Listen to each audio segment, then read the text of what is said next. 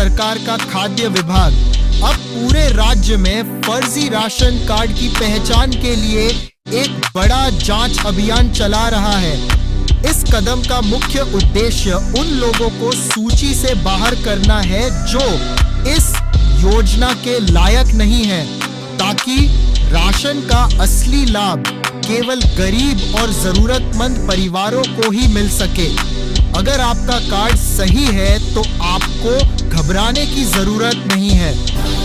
होली पर रांची हटिया स्टेशन से विशेष ट्रेनें चलाने की मांग। दरअसल रांची राज्यसभा सांसद डॉक्टर प्रदीप वर्मा ने केंद्रीय रेल मंत्री अश्विनी वैष्णव को पत्र लिखकर होली के दौरान रांची हटिया से देश के प्रमुख शहरों के लिए विशेष ट्रेन सेवा प्रारंभ करने की मांग की है।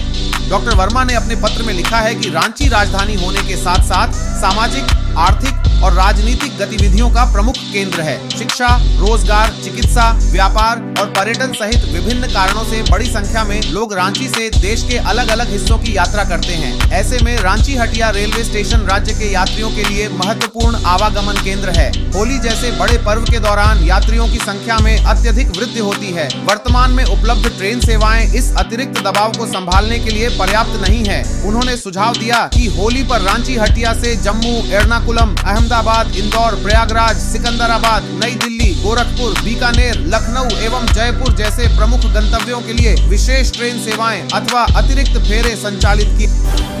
झारखंड की महिलाओं के लिए एक अच्छी खबर है।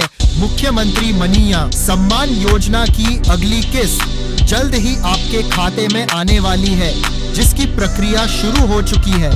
सभी लाभुक महिलाएं यह सुनिश्चित कर ले कि उनका बैंक खाता आधार से लिंक है। अगर आपके दस्तावेज सही हैं, तो पैसे सीधे खाते में आएंगे, जिससे आपको अपनी घरेलू जरूरतों में काफी मदद मिलेगी।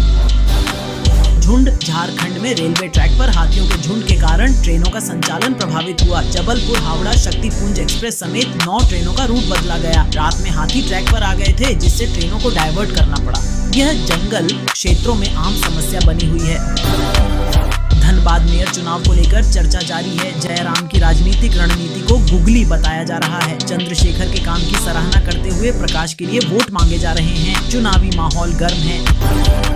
झारखंड हाईकोर्ट ने कहा कि बुजुर्ग माता पिता को अपने घर में उत्पीड़न सहन नहीं करना पड़ेगा। रामगढ़ के एक बुजुर्ग दंपति की याचिका पर कोर्ट ने बेटे और बहू को घर खाली करने का आदेश बहाल किया। यह फैसला बुजुर्गों के अधिकारों की रक्षा के लिए महत्वपूर्ण।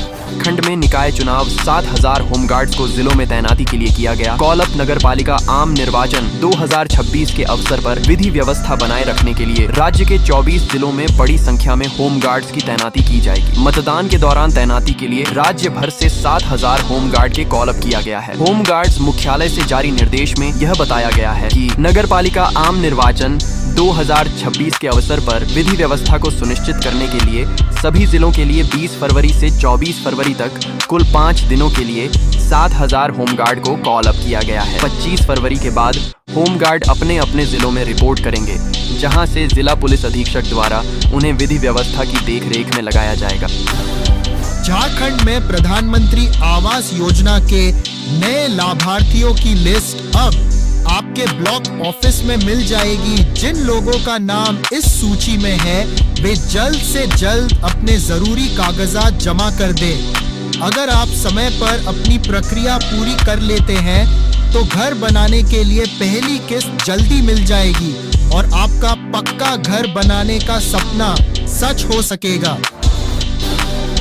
30 फरवरी को पेश होगा झारखंड का बजट। 18 फरवरी से विधानसभा का सत्र। नेशनल ई विधान ऐप से डिजिटल होगी कार्यवाही। झारखंड विधानसभा का बजट सत्र 18 फरवरी से शुरू होकर 19 मार्च तक चलेगा। 24 फरवरी को वित्त मंत्री वित्तीय वर्ष 2026-27 का बजट सदन के पटल पर रखेंगे। सत्र को लेकर सत्ता पक्ष और विपक्ष दोनों अपनी अपनी रणनीतियों को अंतिम रूप देने में जुट गए हैं। हालांकि अभी तक किसी भी दल की ओर से विधायक दल की बैठक की आधिकारिक तिथि घोषित नहीं की गई है। सूत्रों के मुताबिक कल दोनों पक्ष बैठक कर सकते हैं। इस सत्र में सत्ता पक्ष अपनी उपलब्धियों को प्रमुखता से रखने की तैयारी में है, वहीं विपक्ष सरकार को घेरने की रणनीति बना रहा है।